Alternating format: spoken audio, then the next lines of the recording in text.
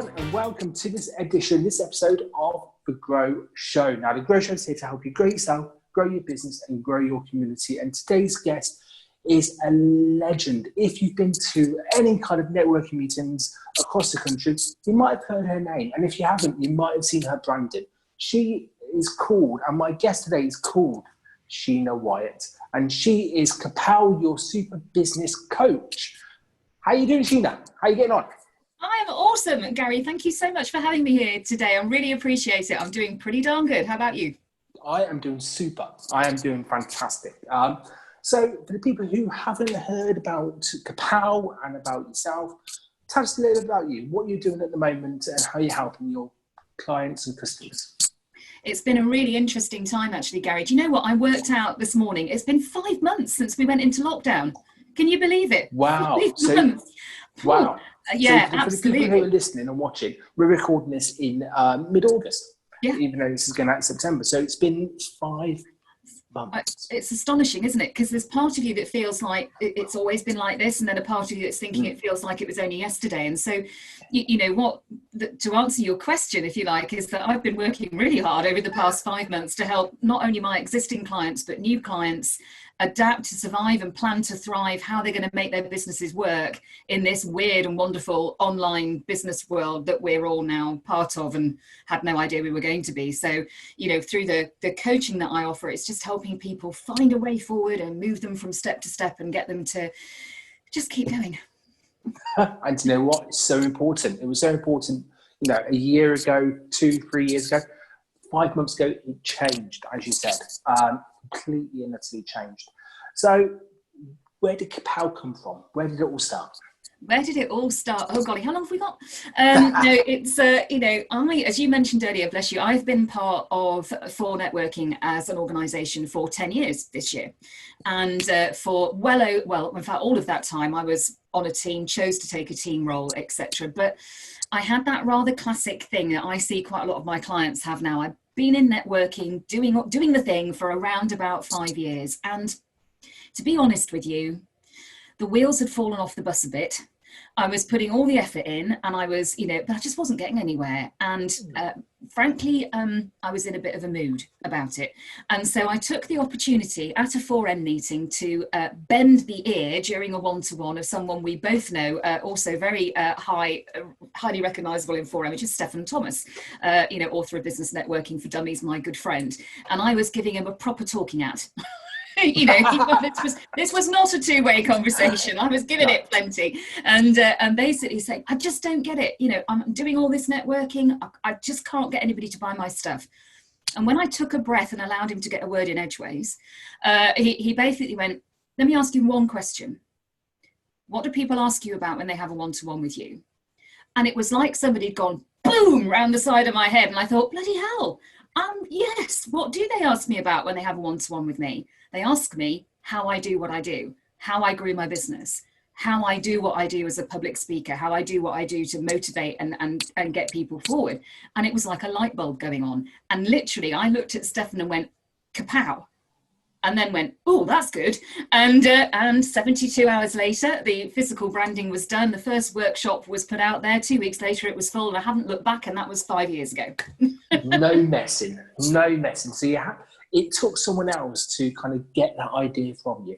Yeah, absolutely. And I find that so much with the clients I work with. So much of them come with great big, you know, they've got big ambitions and they've got great ideas, and it's either global domination or it's, you know, simply going to the next step, but they just don't know how to get there. You know, they know what they want, they know what their passion is, but they just feel that they can't move forward, or they're in that really classic spot of, I'm stuck in a rut, I don't know how to get out of it, and I'm just going round and round in the same goldfish bowl every day. And it was exactly that. It took someone from outside my business, where I'd got so bogged down in doing the same thing all the time and wondering why it wasn't working, to actually go, it's your fault. You're the problem.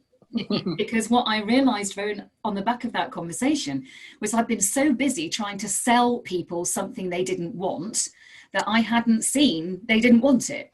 And so I just got this massive frustration of, why will you not buy my stuff? And then thinking, because you don't want to, because you think it's shit. So, you know, you want to buy something different from me. You want me to provide something differently. And sometimes it really does need that fresh pair of eyes from outside your business to help you work out what's holding you back. Completely 100% agree. And actually that doesn't even that can kind of go forward to all facets of your business. You know, take branding and marketing, for example, especially branding. You can be really close to your brand and you could have a fantastic brand idea which works really well in there, but you need a designer or someone with those skills to actually have a fresh look and go, and actually, do you know what? Are your customers going to engage with it? Are your clients? And does this resonate with you and them? You know, and sometimes it does take that outside voice to do it. And once you step back and go, crap, that's actually true, and I need to get people in, it becomes so much easier. It becomes so much easier and it flows so easy. And I think the other thing that's really important is that you have to feel it here. You know, it's one of the things I talk about with, you know, my coaching clients, and my background is learning and development and also personal branding and all that kind of thing. And people get in such a muddle about all that branding stuff and, you know, all that kind of thing. And it's just, you know, you've got to be authentic. You've got to believe it, and you've got to feel like it gives you joy, because if you don't feel that, then your physical branding can sometimes also be holding you back. You know, you're trying to, I think a mistake that so many people fall into when they start their, I'm going to use the J word, journey, you know, in business or self-employment or whatever, is they think they've got to be really corporate. And if that is the kind of product or service that you're going to give, and you need to generate that feeling of trust and that feeling of longevity and that feeling of, you know, just, you know, faith and support and safety, brilliant, go for it. But, you know, it doesn't work for everything. And quite so many times you just see people, don't you, working completely disjointed from what their physical branding is. They're not in parallel. And that just makes it really difficult to get the things you really care about to be part of how you do business. And that's so important. You've got to get it in the fields, or it's just not going to work. Exactly. And I think we've all been there. You know, we need to either take on a project or working on a particular, maybe working with a client or working in a profession that doesn't really sit well with us. It doesn't fit in with our ethoses. It goes against what we believe in some shape, way or form. And there's always a disconnect there. And people can tell if it's you talking to someone at a networking event and that person doesn't really believe in what they're saying. It comes across. It might not come across with what they're saying, but in their mannerisms and the way they're kind of acting, you can tell. And that's where people get into the rut of saying, well, it doesn't work. But actually, it's not the process, it's their belief and matching it up with what they're doing at that particular time. It absolutely is. And I think so much of that, as well as, you know, one of the things that I've been talking about a lot with people through lockdown is, you know, you have to give yourself permission to do a couple of things to stop going around the bend. And, you know, and one of the things you need to give yourself permission to do is to recognize when a client relationship is going toxic and kill it. Not the client, the relationship, just make that clear. But, you know, but also that it's okay to change direction. And I think we get so fixated on, you know, this is where I'm going and this is what I'm going to do and this is what I set out to do, that when it becomes apparent that that's not the way to go forward, what we see is failure. And it isn't failure. You know, I think you get to a point where you're thinking, do I love this anymore? Am I loving doing this? And, you know, I had a great example of that for me with one of the really early Kapow products that I was trying to flog and nobody was buying it. And I was just getting really, just really demotivated. So I took a step back and thought, take a look at what it is. Why isn't it selling? And the reason it wasn't selling is because I didn't like doing it. So, you know, so it's like, so just stop and don't think about it as being a failure. Think, right, I've learned from that. I've learned that, you know, that's not something I feel comfortable doing. So let's just stop, refocus, change direction, celebrate that change of direction, you know, and then just, you know, allow yourself, give yourself the freedom to make those decisions. So you just don't keep holding yourself back, like on the back of the elastic band. You know, if that keeps pulling you back to somewhere that you don't want to be, you need to snap the band and keep running forward. I love it. I love it. And I was talking to an innovation firm probably about 2-3 weeks ago, and they've got a team of 3 or 4 different people in each pod. So their business is made of, let's say, 5 or 6 pods. I can't remember the amount. 3 or 4 people in each pod. And literally they have a set of kill metrics for each project. that they're all working on. And after 2 months, if they haven't hit that kilometric, they place it on the back burner because it might not be the right time or might not be the right people involved in it. Take the lessons learned and then move on to a different project. And that's how the pods work. And that's a great way of kind of celebrating things not working fully, because do you know what? You've still learned, you've still gathered information from that. It's exactly what you said. But you're celebrating the fact that you've done it and then you go on to the next job. It's brilliant. Absolutely. You know, to quote the cliche, every day is a school day. And, you know, you've got to learn the lesson and think, okay, right, you know, what worked, what didn't work, etc. And then instead of just hanging on to the, but it has to work, I think, no, it doesn't. The last time I checked, I don't know about you, Gary, but there was no manual you could buy from Amazon that says, this is how you run a 100% successful business, 24/7, 365. You know, we all go into thinking something's brilliant and then you think, maybe not so much, or, you know, or something basically just gets to the end of its lifespan. It had a great, you know, career life, you know, as a product or a service. And then, you know, people move on, your audience moves on, you know, your passion for it moves into a different direction. You just got to adapt with that, roll with the punches and keep going forward. Yeah, it's definitely okay to think like that. And it's okay to go through that because, as you said, everybody does it. Everybody goes through that, I hate to say again, that J word, journey, but everyone's going through that different points of it. You mentioned earlier on about you being in learning development before going into the full coaching. Does that kind of complement the coaching side of it, or how does that kind of work for you? It does, because I think the biggest thing that I find with that and the coaching, which is really interesting, you know, nobody's asked me that question before, and it's a really good link. You know, I spent the best part of more years, and I would like to say, you know, as a trainer, a freelance trainer, a sole trader, and then, you know, built a big company up, blah, blah, blah, blah, blah. But the one thing that holds in common is you create an understanding and a skill for understanding how people learn. And a big part of coaching is, you know, coaching is very different to mentoring, and every coach is different. But it's recognizing and being able to adapt how each of your individual clients wants to take information on board from you. Now, I'm a massive visual learner. My wall of brain, which sits here, is the stuff of legend, and it's covered in post-it notes and all kinds of things because my head looks like that and it's scary. So it's easy to get it all out there, and then I can control it and plan it and do what I want to do. And that's great if you're a visual learner. And from a coaching perspective, that means that you're seeing big pictures. And from my point of view as the business coach is thinking, this is great. You've got the great big ideas, but what I need to do is to bring you down so that we talk about the small steps you need to take to make the big ideas happen. And then you have the people who fixate on the small. You know, this is the thing I need to do now, and it's okay, yeah, that's great, but now you need to do this.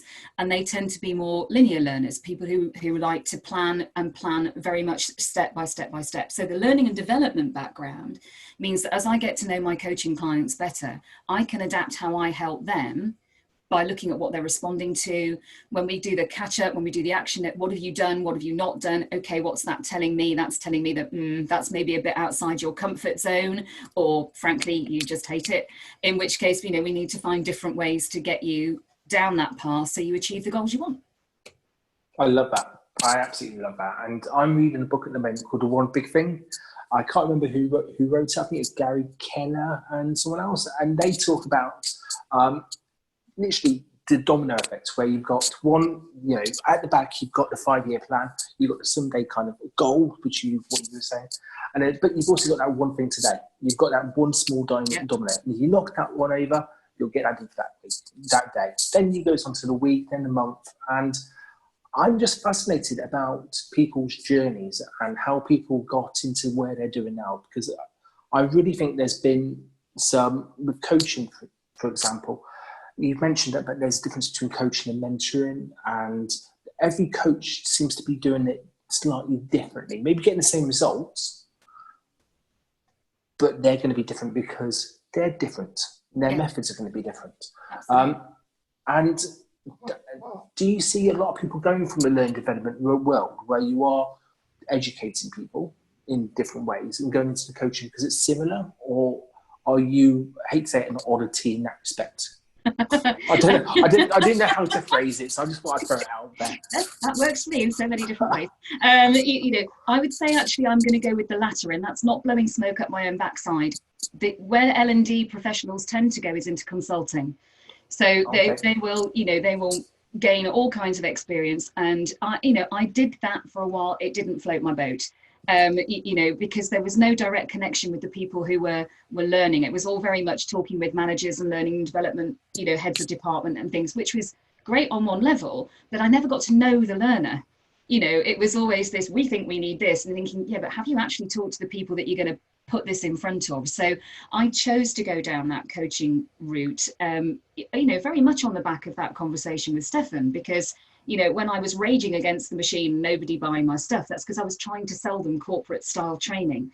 And as you well know, for networking as an organization, that's not really who the people are who come and network. They're not looking for that kind of thing. And I just got stuck in that rut, couldn't see my way past it. And then when I thought about what Stefan said, and I thought about, the question he'd asked me, what do people want from you when they have a one-to-one with you? And I took that away and I thought, right, let's actually sit down and think about that properly. Let's, what are the questions? Thankfully, I can't find it now to show you because you never can when you do. But there you go. I always have my trusty networking book. So at each I've been in the network 10 years, I've got about 12 of those. Wow. And, and I make notes about every face-to-face one-to-one I've had. So I went back to those books on the back of that conversation with Stefan, started to look at all the different, what they asked me, what were my next steps, what were the things I said I was going to do, and very quickly realized that what they were looking for was guidance, motivation, but most particularly a thumping great kick up the arse to get things done. Accountability came up time and time and time again. And that's where coaching lets you to come in and go, great, let's make a plan. Let's make an action plan. These are all the things I'm going to tell you need to do. And then, as my husband would tell you, Gary, basically, I nag people for a living. Are you the kind of person who'd send a kind of a message with a question mark if you haven't got anything kind of, if they're past the deadline? Is it that kind of much, or is it a bit more? It can be. There are different levels of getting involved with the cacao that you can choose. And so to use my husband's analogy, you can have the top level nag you to death, down to the nag you once a month. Most people go for the nagging once a month, but a few people come in and so it will be, we agreed you were going to do this week, you haven't done it yet, poke, and and do that. It depends on, how much accountability / nagging they really want. But I think what's also important as a coach is that sometimes you have to recognize that it doesn't matter how much you poke that if they're not doing it, there's a reason. And then the next step is thinking, right, let's try and find out what the reason is. You either thought this was a great idea and then you've gone away and thought, actually, that was a bit rubbish. And so you've fallen out of love with it, and that's fine. Or you've said you were going to do something that just doesn't float your boat. How many people have you met since lockdown started who had all these big ideas about the book they were always going to write, all these blogs they were going to do, and have they done it? Mm-mm. Because the amount of time isn't what makes it happen. It's wanting to make it happen or having the skill to make it happen. And sometimes with coaching, when you think, yeah, they still haven't done it, it's been 3 months and we're talking about the same thing, gives you the opportunity then to go, let's talk about why this hasn't happened. Do you either need to outsource it, or do you need to learn the skill to get it done?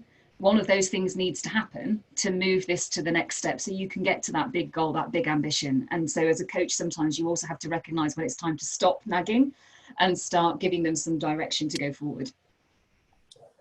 Without realizing it, or with realizing it, you've just given people a massive roadmap of how to get from where they are now to where they could potentially be.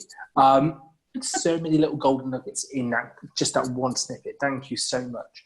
I've got to talk about your branding, because you've got the banner behind you. And for people who aren't watching this on YouTube, pop onto the YouTube and literally check out the branding on this on the banner, because it's fantastic. And after talking to you for this even short amount of time, I can tell that branding is you, and you are that branding. You are completely one. Did that come up straight away? You said it took 2 hours for the branding to come and get sorted, but was that a quick process, or did you go through a couple of changes to make that? Oh, it was brilliant. It was a really quick process. And I have 2 or 3 people to really thank for that. So, on the back of the conversation I mentioned earlier, I literally flipped over a 4M placemat. Remember those? Yeah. And sketched out the whole, right, I've used the word kapow. Where is my brain going with that? And the first thing I drew was a little stick figure with a cape on, you know, in the whole kind of da-da. And then I was thinking, right, you know, that there's some word association here, or letter association here, that's rolling around in my head, and I need to try and get that out. So, you know, knowledge, approach, personality, organization equals win. And that's all the key steps about getting your business from where it is to where you want it to be. And I thought, right, that works, let's do that. And at the time, one of my group leaders for the Retford Breakfast Group was, and you know, lovely chap called Neil Duckmanton, who at the time was running Upbeat Design. And, you know, he was at the meeting, and I just kind of went, what do you think, you know, about that? And he went, yeah, leave it with me.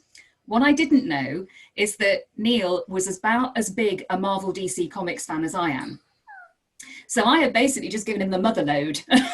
Yeah. You know, I want to look like a superhero, Neil. There you go. And so he went, yeah, great. So I say 72 hours later, the first draft of superhero Sheena came through with all of this fantastic physical branding. And then when Neil moved on and went to do something else, it's been picked up by Dan Laws of Nettle, who is now responsible for all these fab backgrounds and all this kind of thing that really make it pop. So yeah, it's fantastic. I love it. Brilliant. So please, listeners, check it out. So it's been 5 months since lockdown. You were a massive networker beforehand. How have you adjusted onto the online kind of networking? And are you looking forward to going back to face-to-face afterwards? I know we recorded this in August, so you potentially might have gone to a networking event in between then and now. But how are you feeling about it all? Interesting question. So part of my backstory is that, you know, I'm a cancer survivor, so I'm in an at-risk group. So when we went into lockdown, I went into isolation.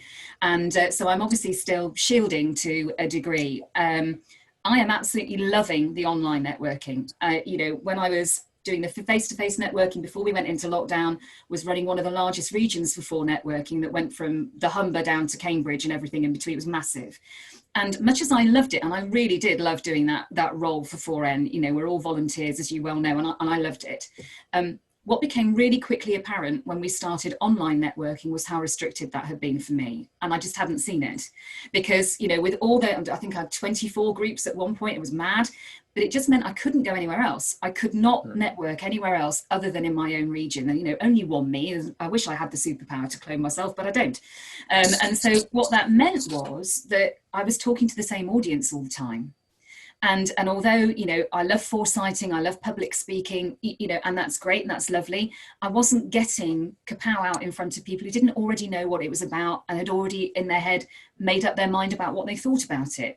So online networking for me has been an absolute revelation. And it is the absolute 100% truth. I have done more new business in the last 5 months than I have done in the last 12. Through online networking with 4Networking. It's been astonishing.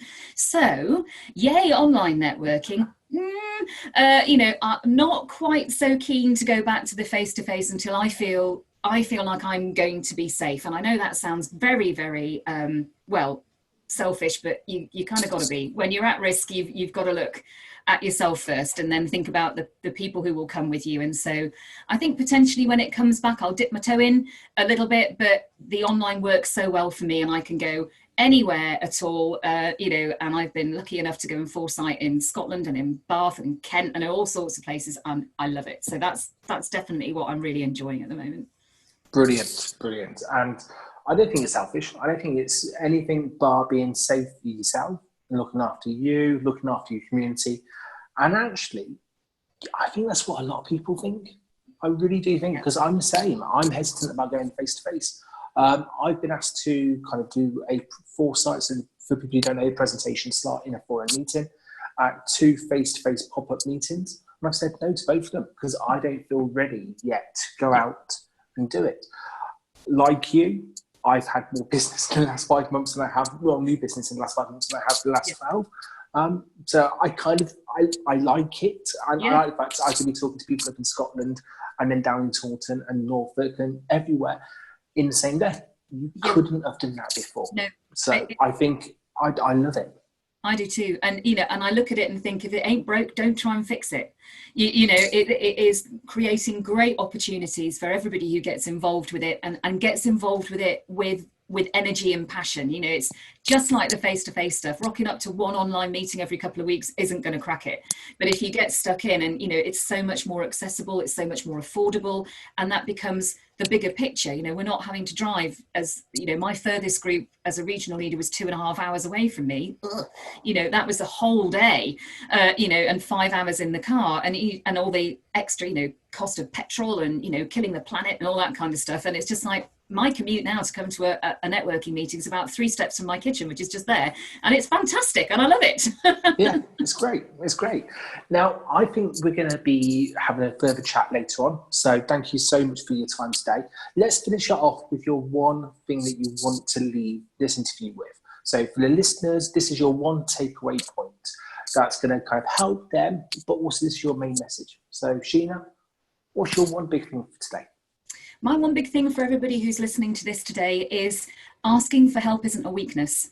Asking for guidance and asking for somebody to hold you accountable does not mean you're doing things wrong. And one of the things that I implemented at lockdown, which has made such a huge difference to how I can help people understand that, are the free taster sessions that I offer. Because what we've talked about a lot is how every coach is different.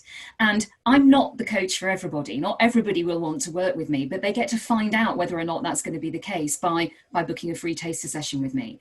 And in that taster session, I'll ask a couple of pointed questions that will just allow them to talk to me about their challenges, their ambitions, their dreams, and I can give them an idea about how coaching could help them move forward. So what's my big takeaway, my golden nugget for your listeners today? Don't be afraid to ask for help. It isn't a weakness. It's the first step towards where you want to be.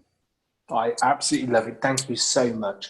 If people want to find out more info about Kapow and connect with you on different social medias, where are you? Where do you hang out? I'm all over the place. You're going to find my website at kapowme.com. You can also find me on Facebook, the Kapow Your Super Business Coach, and you can find me on Instagram at Kapow Sheena. Boom. Boom. Thank you can so also much email me if you want, Sheena@kapowme.com. Can't forget email. Thank you so much for your time. Let's catch it again for another episode, maybe early next year. Yeah, I think that'd be quite a nice gap between to do that. But Sheena, cheers for your time and thank you so much. It's been a pleasure, Gary. Thank you very much.